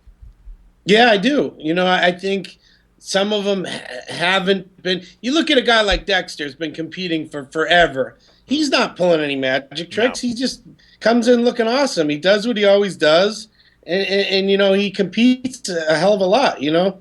And these younger guys that are, you know, using lots of supplements to get big and lots of supplements to get thin and lots of this for that. And, you know, that catches up to you, and that, you know, that wears you down. They get sick, they get tired, and their immune systems are shot. You know, I traveled the world and didn't get sick. I was on 50 flights and, you know, 3 months and managed to stay healthy and strong. And you know, I'm not doing anything crazy. I think all the muscle I have has been built over the course of many, many years. And now, thanks to Chris, I'm not dieting it off. That's the biggest thing. People are like, well, how are you putting on all this muscle? I'm not putting it on. I'm just not losing it. Right. And that's the key. You know, Chris has allowed me to hold on to the muscle that I've earned rather than burning it off doing 2.5 hours of cardio every day. Because you're out of shape. Right. Exactly. That's smart. Now, if you win this Arnold Classic, obviously, this will put you in a very good place intellectually, emotionally, and momentum-wise. Would you shut it down for the rest of the year after that till the Olympia, or will we get to see you competing all throughout the year like you did last year? Well, I have a ton of guest appearances already booked, so I will focus on that and focus on making whatever improvements I need to make heading into the Olympia, and then I'll do the tour after the Olympia, whatever that may be, Korea, Prague. I'm sure I'll do 2 or 3 shows after the Olympia. Wow. So, yeah, I wouldn't compete again because there's really no sense in it. I'd rather focus on Flex Lewis, the Olympia, and you know, to be honest, I want to be. This is where I belong, Dave. This is where I feel I belong amongst the very, very best in this class. And you know, the window is closing for me to take out Flex and to be number one. So that should be my ultimate goal, not Europas and things like that. Right. Yeah, and you've won all those already.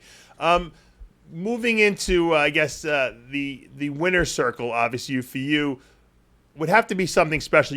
I remember seeing you at the Team Universe, I think as a bantamweight, or not as a bantamweight, as a welterweight back in the year, or lightweight you start. I think that was the first time you won. And, you know, I always said, you know, this guy is impressive. I never believed that you would ever get to the level that you're at now. Did you believe that you could be at the level you're at now back then? No way. That wasn't my goal. That wasn't even entering my mind. I just wanted to go to the World Championships and win that.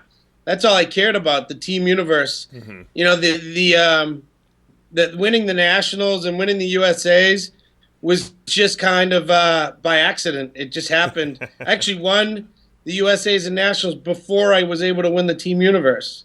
You know, that's how challenging it was back then. You know, I know. And you know, the interesting thing about that is that you turned your pro card down a few times, I believe. And 3 times. 3 times. Yeah. I mean, it was unreal because who the hell does that? I mean, guys can't get their pro card for 20 years and you're turning down your pro card. What gave you the audacity to do that? Well, looking back, you know, it's audacity, but back then there was nowhere for me to compete. Okay. So I would rather stay, you know, move up a weight class. I kind of wanted to be like the Roy Jones Jr.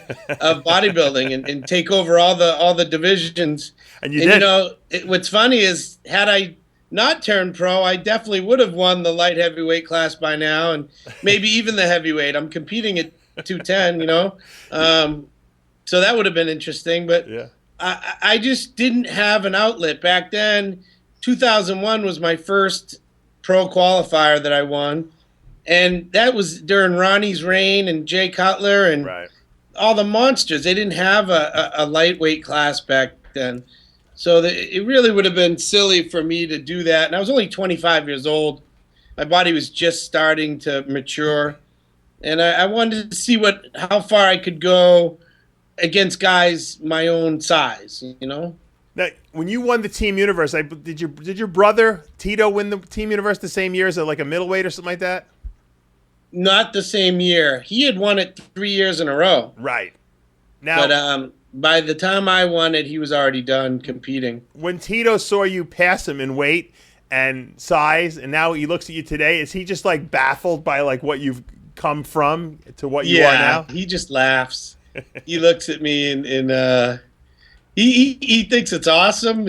He always knew, even when we were young kids, I was always built heavier than him, and you know, just a shorter, thicker version of him. And he's 4 inches taller than me, so there was no way that I was going to be taller and more aesthetic. I was the big, thick one, so it was really no surprise to him, but he gets a kick out of it.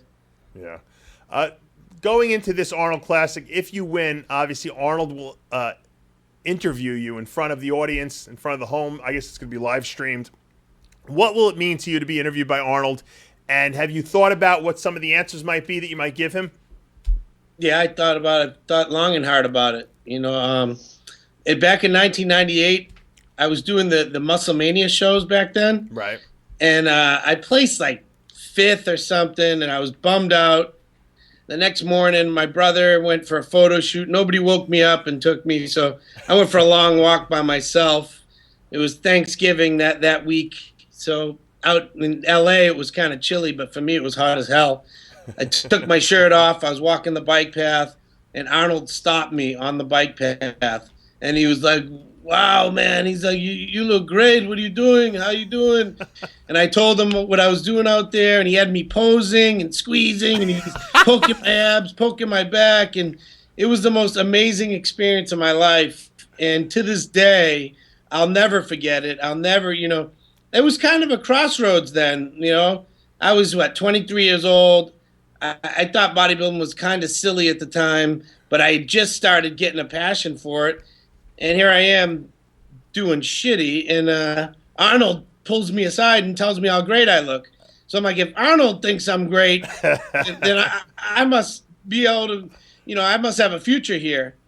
So he was very integral in my motivation moving forward.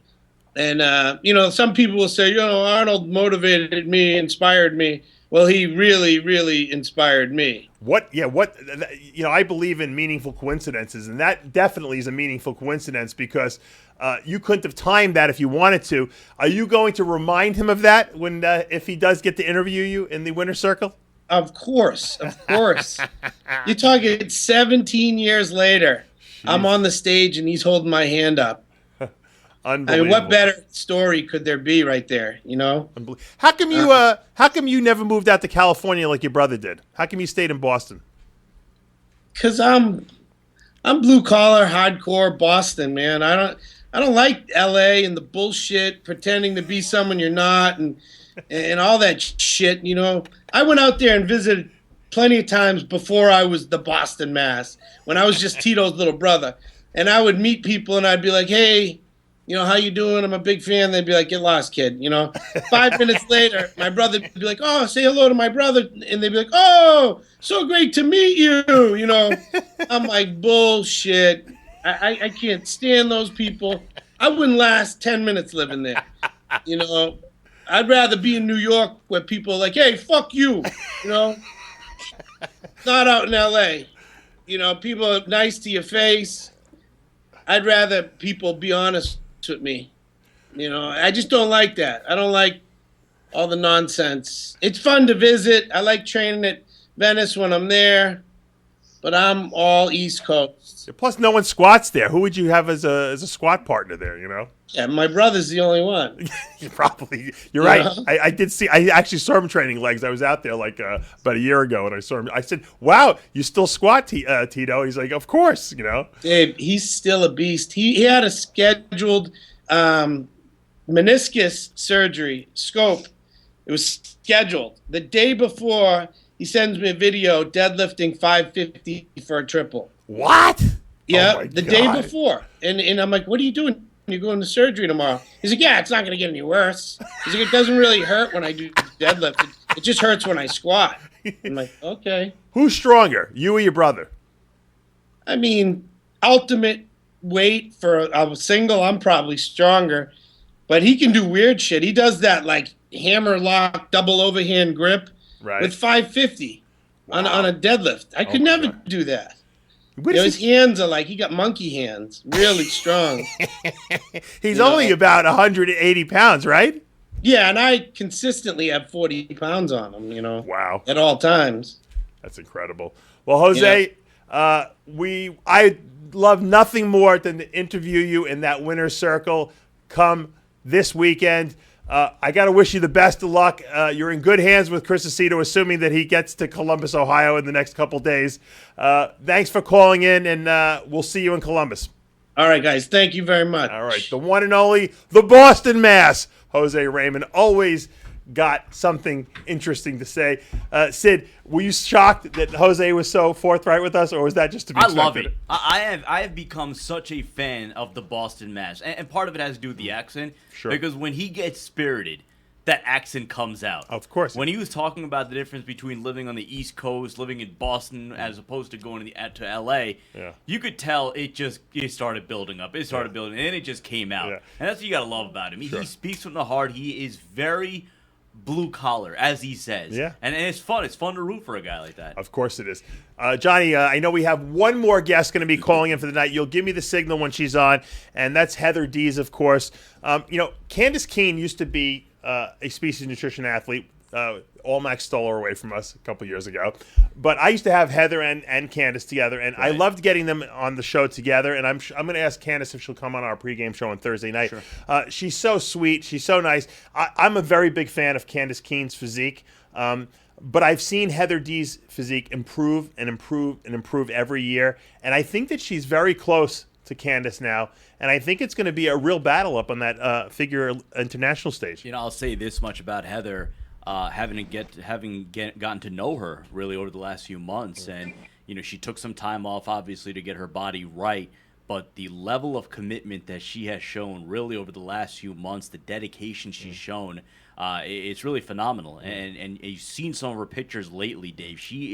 This is as good as she has looked going into a competition, so that's exciting. We saw that photo shoot she did, and she's going to be doing a photo shoot actually out in Australia for us, too. Right. I have a photographer who's going to be shooting her the week after the Arnold at Tony Doherty's Arnold Classic Australia show, so she's going to be all over the world. And what I like about Heather is that she trains hardcore too. She trains like a bodybuilder. Obviously, her husband Justin Dees puts her through the paces, so to speak. And Justin was talking to me a little earlier. He's like, I know Heather's really suffering on this diet, but she'll never say she can't do it. And I love that no die, never say I'm going to quit attitude that she's got. You can put somebody in the proper support structure, again, with her husband Justin, someone like yourself, but really, at the end of the day, it comes down to the competitor themselves to put in that work, to put in that sweat, the blood, sweat, and tears, and the drive, and that's what she's done going into the Arnold. Absolutely. I think we got her on the line. Heather Dees, welcome to the show. Hey, thank you. It's good to be here. You're looking as beautiful as always, and ready to. I see that sucked out face you got going. Yeah. It's getting sucked in. That's a good sign. We know you're in shape. Now, Heather, I wanted to ask you, because a lot of people missed you at the Olympia. You were a girl who was third place in 2013. You were second at the Arnold last year. You skipped the Olympia. Tell us what happened. Why'd you skip it? And why? What the mindset was watching the show, not being in the lineup. The goal was to just make some improvements, and I knew if I did the Olympia, I wouldn't have had a good enough off season to make the improvements necessary. I wanted to bring up my legs, tighten in my waist, bring my shoulders back up so I have a more streamlined physique. And without the off season, I knew my body wouldn't respond as well as I wanted it to. I mean, that was very brave of you to do that, because a lot of competitors are afraid to miss the Olympia because they think that people will forget about them. So obviously, I know you've been doing a lot of training videos and giving us a lot of species nutrition, postings for Facebook and all the social media to kind of keep yourself relevant. And I think that going into this Arnold, you have to be considered one of the favorites, especially coming off a second place last year. What improvements do you feel you made to your physique that will enable you to possibly push past Candace Keene? Well, I know I'm coming in leaner than I've ever been. I have more muscle, some more symmetry, bigger legs. We get a lot of feedback. I send pictures to the judges or to my manager JM to get some feedback from the judges, and as long as they're liking what they're seeing, then I'm gonna keep doing what I'm doing and show up on stage to make a statement. And I think with having that off season is what really gave me the opportunity to show up and make a statement at this year's Arnold. It seems like some girls can compete over and over and over again, and they get better and better. And then some people, get a little burnt out. I noticed that when I was a competitor, if I tried to do too many shows in one year, my physique got worse. And I felt when I took the time off, it looked fresher. The judges seemed to like it better. You have been in the industry for a while now. Obviously, you're not I wouldn't call you a veteran yet, but you're certainly an experienced competitor. Going into a lineup that's so deep this year with the likes of, Antatoni, Candice Lewis, Candice Keene, obviously yourself, LaToya Watts, who was a standout from last year. How do you stay focused on just yourself and not getting overwhelmed by all the names in the lineup? Well, even when I did it last year and I took second place, I was like number 4. So I watched everyone walk out, and I know it's a hard job for the judges because they all have amazing physiques, and I watch them, and I'm just completely grateful to be on stage with the beautiful women that I compete against. So what I go into it is I take the time to make improvements and look at myself and go, have I improved from last year? And then for me, that's a win. And hopefully the judges see the improvements and they like it as well. But when I walk off stage, when I walk on stage, I'm going to be super happy with what I'm bringing, and that brings the confidence. And I'm not going to think about every other girl. I'm going to think about myself and my improvements. So that's how I do it. Now, this year you're going to be going to Australia for the Arnold Australia, Tony Doherty show, the week after the Arnold Classic. Are you excited to be visiting? Is this your first time over there? No, I was there last year. I got second. Oh, that's right. I forgot about that. You see? Oh, shame on me. I'm not doing my homework. Dude, you interviewed me over there. I know, I did. I know. I'm this tells you this is the first signs of senility. That's setting in. I make fun of my father. I'm just as bad as he is. Now, Heather, you were very well received last year in Australia. Now that I think back of it, I remember people really were excited to see you.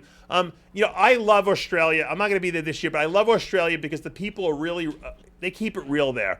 They're passionate about bodybuilding, about the physique industry, and they really come out and support it. Do you feel the love when you go there? Yeah, definitely. I mean, they were amazing people. It was so fun to experience the culture difference, and everyone was just so nice, and they do receive the bodybuilding industry well. They follow it, and I received a lot of new followers on all of my social media after I visited there last year. So it'll be fun to see some of the people again. I've been getting comments on different posts saying we can't wait to see you again. So it should be really a good time. Well, we're looking forward also to having you at the Species Nutrition booth, signing pictures, taking pictures with the fans on Saturday and Sunday. So if people want to stop by booth 709, Heather Dees will be there with her pictures and with her smiling face. Johnny Styles wants to see you hit a pose. I don't think she has a T-shirt on, Johnny. She's got a long I have sleeve. a long sleeve and a jacket because it's snowing, sleeting, blizzard outside right now. So I'm getting ready to go upstairs and do cardio. I'm at the gym. So you guys caught me right before I do cardio. I heard Justin, your husband, contacted Santa Claus, and since the Christmas season is over, he borrowed the sleigh to get you to the gym. Is that true? Yeah, that's true. Just say yes. Just say yes. I also want to thank Justin. Did me a favor. I actually needed a snake mailed to me. Justin, her husband, mailed me a snake earlier in the year, or later in 2014. He did me a favor and went to a breeder there for me. So I want to thank him for that on the air. But Heather, we are looking forward, obviously, to seeing you up on that stage, and I'm rooting for you. Obviously, I have a vested interest. I've been following you for a number of years. You're a Species Nutrition athlete. I want to see you get that win, and I know everyone here in the studio and in the Species Nutrition family is rooting for you come this weekend.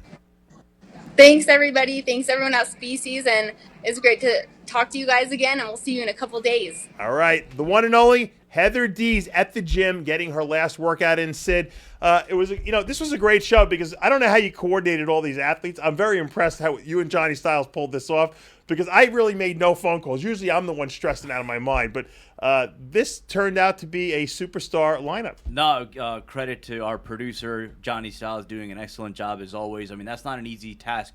Having to balance all those different Skype communications, and then we just got Heather on via FaceTime. Right. So credit, Johnny did an excellent job, but this was a lot of fun, and this is just really just a preview for what's to come Thursday night. I believe 7:30 Eastern or 7:30 p.m. Eastern Standard. We will be doing the live pregame show from the Arnold Classic. Chris Aceto, I promise you, will be there. Lonnie's Teeper will be there, and special guest Greg Valentino, the man with the exploding arms, will be on the panel giving us his insights into the Arnold Classic. I think he might have been at the first Arnold Classic ever, so I'm looking forward to seeing him as well as all our friends in the bodybuilding industry. This is the first big show of the year. We'll get to see everyone and see how they're doing in 2015. For now, though, we are out of time, and we're going to say goodnight for today, and we will see you Thursday and all weekend long exclusively at RxMuscle.com.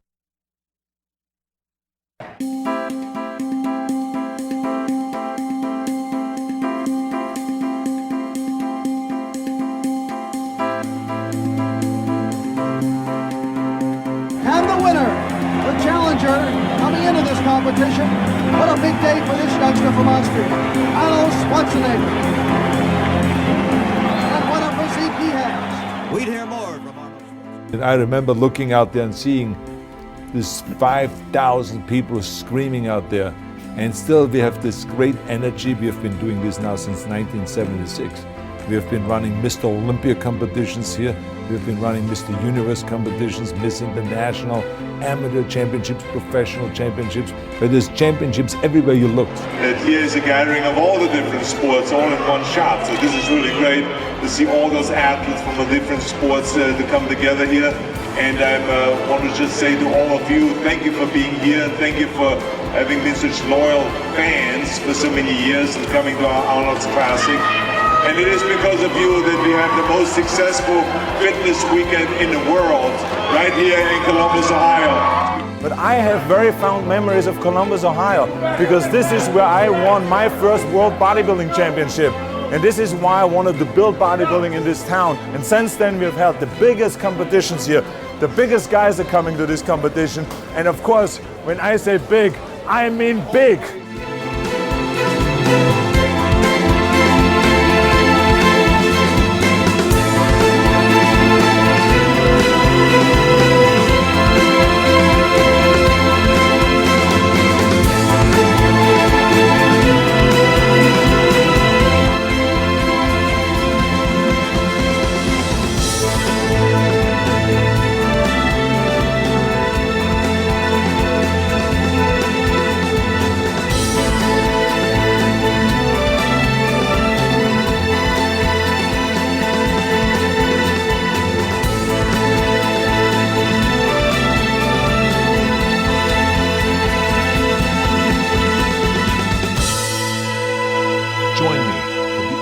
Sports experience right here in Columbus, Ohio.